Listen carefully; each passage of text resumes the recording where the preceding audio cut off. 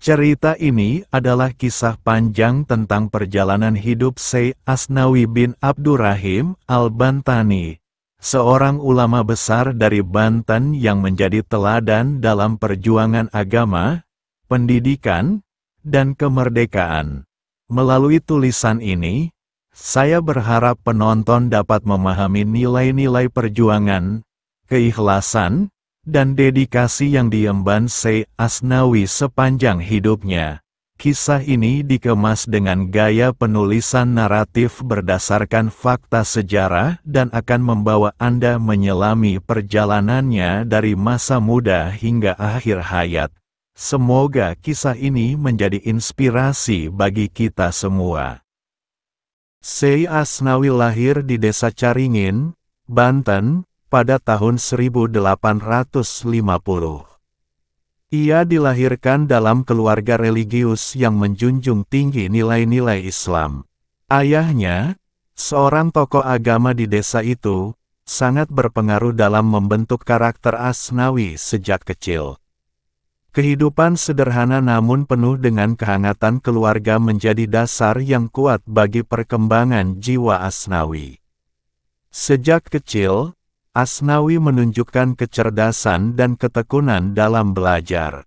Ia sering menghabiskan waktu di surau bersama ayahnya untuk mempelajari Al-Quran dan dasar-dasar agama. Bakatnya dalam menghafal ayat-ayat suci Al-Quran membuatnya menjadi anak yang dikagumi oleh penduduk desa. Mereka melihat masa depan yang cerah pada sosok muda ini. Lingkungan pedesaan Caringin yang damai juga memberikan ruang bagi Asnawi untuk merenungkan keindahan ciptaan Allah. Ia sering berjalan-jalan di sekitar desa, mengamati keindahan alam, dan mengaitkannya dengan kebesaran Sang Pencipta. Hal ini memperkuat spiritualitasnya dan menjadikannya pribadi yang penuh rasa syukur. Pada usia 10 tahun, Syekh Asnawi mulai menimba ilmu di pesantren terdekat. Di sana, ia belajar ilmu fikih, hadis, dan tafsir dari para ulama setempat. Kehausannya akan ilmu pengetahuan membuatnya sering kali belajar hingga larut malam. Gurunya sering memuji semangat dan kedisiplinannya yang jarang dimiliki oleh anak seusianya. Di pesantren, Asnawi tidak hanya belajar ilmu agama, tetapi juga mengembangkan keterampilan sosialnya. Ia sering membantu teman-temannya yang kesulitan memahami pelajaran, menjadikannya sosok yang dihormati oleh teman-teman sebayanya. Kepribadiannya yang rendah hati namun berwibawa mulai terbentuk di masa-masa ini. Setelah beberapa tahun, Syekh Asnawi mulai merasa bahwa ilmunya belum cukup untuk menjawab tantangan zaman. Ia memutuskan untuk melanjutkan perjalanan ilmunya ke tempat yang lebih jauh. Keputusan ini didukung oleh keluarganya, yang melihat potensi besar dalam dirinya untuk menjadi seorang ulama besar. Pada usia 18 tahun, Syekh Asnawi memulai perjalanan panjangnya ke Mekah untuk menuntut ilmu. Ia menempuh perjalanan laut yang penuh tantangan, dengan semangat yang tak tergoyahkan untuk memperdalam pemahaman agama. Perjalanan ini bukan hanya perjalanan fisik, tetapi juga spiritual, yang membentuk karakternya menjadi lebih tangguh dan sabar. Setibanya di Mekah, Syekh Asnawi langsung bergabung dengan halaqah para ulama besar di Masjidil Haram. Ia belajar kepada beberapa guru terkenal, termasuk Syekh Ahmad Khatib Al-Minangkabawi, seorang ulama Nusantara yang sangat dihormati. Kehidupannya di Mekah dipenuhi dengan aktivitas belajar, berdiskusi, dan menghafal kitab-kitab penting. Selain belajar, Syekh Asnawi juga meluangkan waktu untuk mendekatkan diri kepada Allah. Ia sering melakukan sholat malam di Masjidil Haram dan memperbanyak zikir. Rutinitas ini tidak hanya memperkuat ilmunya, tetapi juga meningkatkan spiritualitasnya, menjadikannya pribadi yang penuh ketawaduan dan kebijaksanaan. Setelah bertahun-tahun menuntut ilmu di Mekah, Syekh Asnawi kembali ke tanah air dengan membawa ilmu yang mendalam dan semangat untuk berdakwah. Kepulangannya disambut hangat oleh masyarakat Banten, yang telah lama merindukan sosok ulama yang dapat membimbing mereka. Ia segera mendirikan sebuah pesantren di Caringin, tempat ia dilahirkan. Pesantren yang didirikan Syekh Asnawi menjadi pusat pendidikan Islam yang penting di Banten. Ia mengajarkan ilmu fikih, tafsir, hadis, dan tasawuf kepada murid-muridnya. Metode pengajarannya yang sederhana namun mendalam membuat banyak santri tertarik untuk belajar di bawah bimbingannya.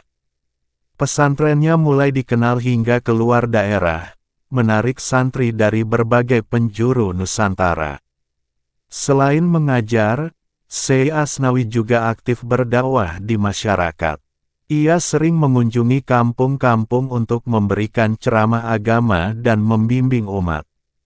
Dakwahnya yang penuh kasih sayang dan kebijaksanaan membuat banyak orang tertarik untuk kembali kepada ajaran Islam yang benar.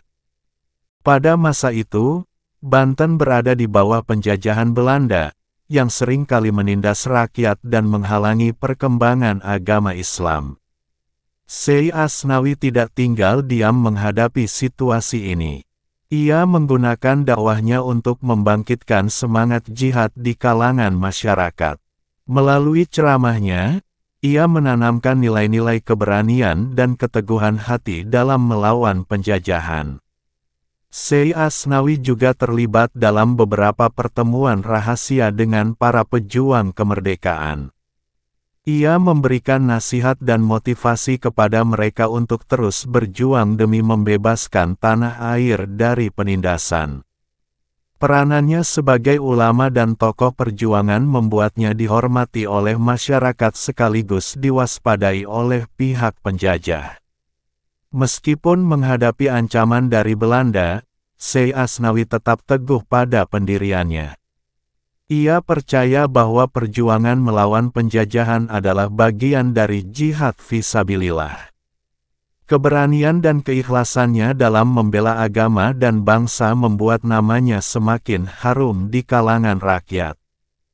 Syekh Asnawi tidak hanya dikenal sebagai ulama dan pejuang, tetapi juga sebagai seorang pendidik yang luar biasa.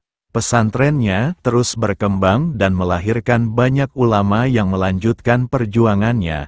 Ia selalu menekankan pentingnya ilmu pengetahuan sebagai pondasi bagi kemajuan umat Islam.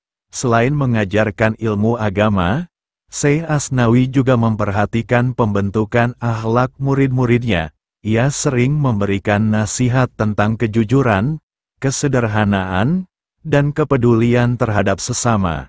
Baginya, seorang ulama tidak hanya harus pintar, tetapi juga memiliki hati yang bersih dan akhlak yang mulia. Kepemimpinan Syekh Asnawi di pesantren membuatnya menjadi sosok panutan bagi masyarakat. Banyak orang datang kepadanya untuk meminta nasihat, baik tentang masalah agama maupun kehidupan sehari-hari. Ia selalu menyambut mereka dengan senyuman dan memberikan solusi yang bijaksana. Meskipun pesantren Syekh Asnawi semakin besar, ia tetap hidup sederhana. Kesederhanaannya tercermin dari pakaian dan rumahnya yang jauh dari kemewahan.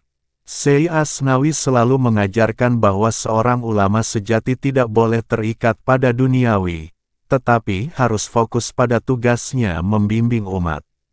Santri-santrinya sangat menghormati Syekh Asnawi, bukan hanya karena ilmunya, tetapi juga karena kepribadiannya yang rendah hati. Ia sering terjun langsung membantu pekerjaan di pesantren, mulai dari memanen hasil kebun hingga membersihkan masjid. Keteladanannya ini menginspirasi para santri untuk mengikuti jejaknya. Syekh Asnawi juga dikenal sebagai sosok yang sangat peduli terhadap masyarakat miskin. Ia sering mengumpulkan donasi dari para dermawan untuk membantu mereka yang membutuhkan. Bahkan, banyak santri yang belajar di pesantrennya tanpa dikenakan biaya sama sekali. Hal ini membuat pesantrennya menjadi tempat yang sangat dicintai oleh masyarakat. Pada suatu masa, Syekh Asnawi menghadapi tantangan besar ketika Belanda mencoba membatasi kegiatan keagamaannya. Pihak penjajah khawatir pengaruhnya yang besar dapat memicu perlawanan rakyat. Namun, Syekh Asnawi tetap menjalankan dakwahnya dengan penuh keberanian, meskipun sering diawasi oleh aparat kolonial. Untuk menghindari tekanan dari Belanda, Syekh Asnawi menggunakan strategi dakwah yang cerdas. Ia mulai menyisipkan pesan-pesan perjuangan dalam pengajaran agama di pesantren. Dengan cara ini, ia berhasil membangkitkan semangat juang rakyat tanpa menarik perhatian besar dari pihak penjajah. Sikapnya yang tegas dalam menghadapi penjajahan membuat Syekh Asnawi menjadi simbol perlawanan di Banten. Banyak masyarakat yang menjadikannya sebagai sumber kekuatan dan inspirasi. Ia dianggap sebagai ulama yang tidak hanya berani menyuarakan kebenaran, tetapi juga rela berkorban demi agama dan bangsa. Syekh Asnawi tidak hanya berperan di ranah lokal, tetapi juga dikenal hingga ke tingkat nasional. Beberapa tokoh pergerakan Islam dari berbagai daerah datang untuk berdiskusi dengannya. Ia menjadi bagian penting dari jaringan ulama yang mendukung perjuangan kemerdekaan Indonesia melalui jalur keagamaan. Dalam berbagai pertemuan, Syekh Asnawi selalu menekankan pentingnya persatuan di kalangan umat Islam. Baginya, perpecahan hanya akan melemahkan perjuangan melawan penjajah. Ia sering mengutip ayat-ayat Al-Quran dan hadis yang menyerukan persatuan dan kerjasama untuk meyakinkan para pemimpin agama dan masyarakat. Selain itu, Syekh Asnawi juga mulai mengembangkan jaringan dakwahnya keluar Banten. Ia mengirim beberapa santri terbaiknya untuk mendirikan pesantren di daerah lain. Langkah ini tidak hanya memperluas pengaruhnya, tetapi juga memastikan bahwa ajarannya dapat terus berkembang di masa depan. Pada tahun-tahun terakhir hidupnya, Syekh Asnawi semakin fokus pada pengembangan pesantren dan pembinaan generasi muda. Ia menghabiskan sebagian besar waktunya untuk mengajar, menulis, dan berdiskusi dengan santri-santrinya. Bagi Syekh Asnawi, mendidik generasi penerus adalah cara terbaik untuk menjaga keberlangsungan ajaran Islam. Salah satu hal yang paling dikenang dari Syekh Asnawi adalah kebijaksanaannya dalam memberikan nasihat. Ia sering berkata bahwa ilmu tanpa amal adalah sia-sia, dan amal tanpa ilmu dapat menyesatkan. Pesannya ini menjadi pegangan hidup bagi banyak santrinya, yang kemudian menyebarkan ajaran tersebut ke berbagai penjuru Nusantara. Ketika kesehatannya mulai menurun, Syekh Asnawi tetap aktif berdakwah. Ia bahkan masih memberikan ceramah meskipun dalam kondisi lemah. Semangatnya yang luar biasa ini menunjukkan betapa besar kecintaannya kepada Allah dan umat manusia.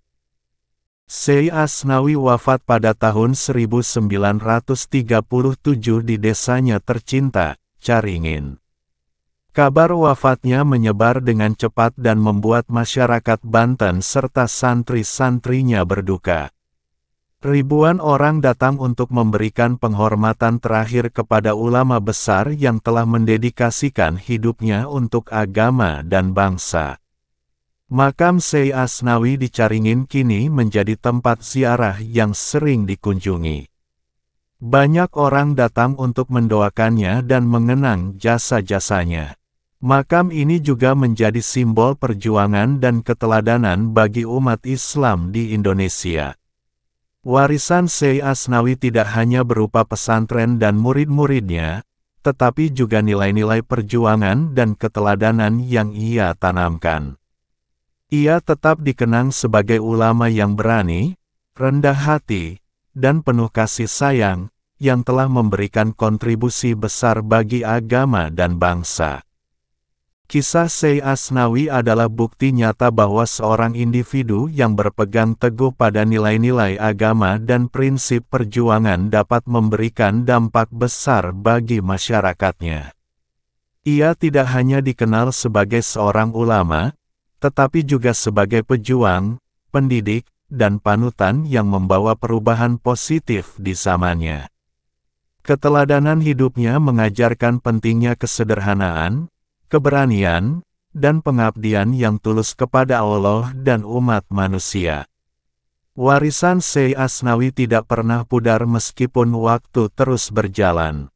Pesantrennya di Caringin tetap menjadi pusat pendidikan Islam yang melahirkan generasi ulama baru. Nilai-nilai yang ia tanamkan terus hidup dalam hati murid-muridnya, yang melanjutkan dakwah dan perjuangan yang ia mulai. Bahkan hingga saat ini, nama Syekh Asnawi masih harum di kalangan umat Islam, khususnya di Banten, sebagai simbol keteguhan iman dan pengabdian. Semoga kisah Syekh Asnawi ini menjadi inspirasi bagi kita semua untuk terus berbuat kebaikan, memperjuangkan kebenaran, dan menanamkan nilai-nilai mulia dalam kehidupan. Dalam era modern yang penuh tantangan ini, keteladanan Syekh Asnawi mengingatkan kita bahwa perubahan besar dapat dimulai dari langkah kecil yang dilakukan dengan tulus dan ikhlas. Syekh Asnawi adalah cahaya di tengah kegelapan, dan warisannya akan terus menjadi pelita bagi generasi yang akan datang.